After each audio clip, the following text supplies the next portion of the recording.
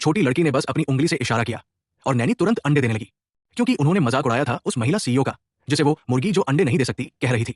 छोटी लड़की ने तय किया कि अब वो उन्हीं के शब्द उन्हें खिलाएगी। दरअसल वो लड़की कोई आम बच्ची नहीं थी, वो तो एक स्वर्गीय बालिका थी, जिसे धरती पर बच्चों को वरदान देने भेजा गया था। लेकिन वो थोड़ी शरारती थी। जब उसका गुरु सो रहा था तो उसने पवित्र शिशु देने वाली झाड़ू उठा ली और मजे में उसे घुमाने लगी। तभी अचानक धरती पर एक बूढ़ी औरत गर्भवती हो गई।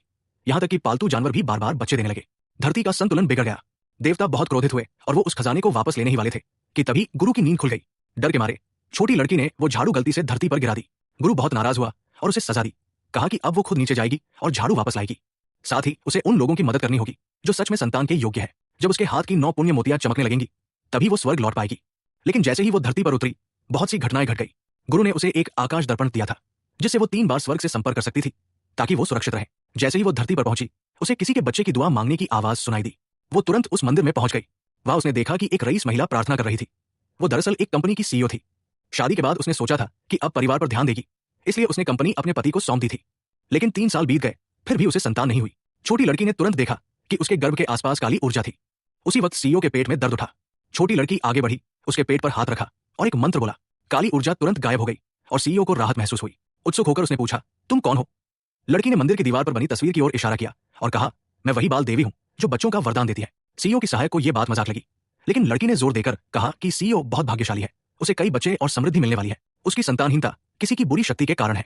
सौभाग्य से वो सही समय पर सही व्यक्ति से मिली है। जल्द ही उसे संतान का वरदान मिलेगा। हालांकि सीईओ ने उसकी बातों पर भरोसा नहीं किया, लेकिन उसे उस प्यारी सी बच्ची पर दया आ गई और उसने उसे गोद ले लिया। जैसे ही वे अपने विला के दरवाजे पर पहुंचे, छोटी लड़की ने देखा कि पूरा घर जहरीली धुंध से घिरा हुआ है। उसने तुरंत एक मंत्र बोला और धुंध गायब हो गई।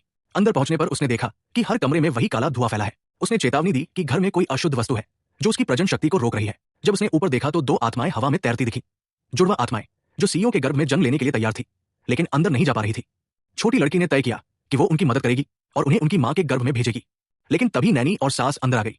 छोटी लड़की ने तुरंत महसूस किया कि नैनी के शरीर से अंधेरी ऊर्जा निकल रही है और सास के चेहरे पर सीईओ के प्रति नफरत झलक रही है। वे दोनों सीईओ का मजाक उड़ा रही थी कि वो अब तक मां नहीं बन पाई।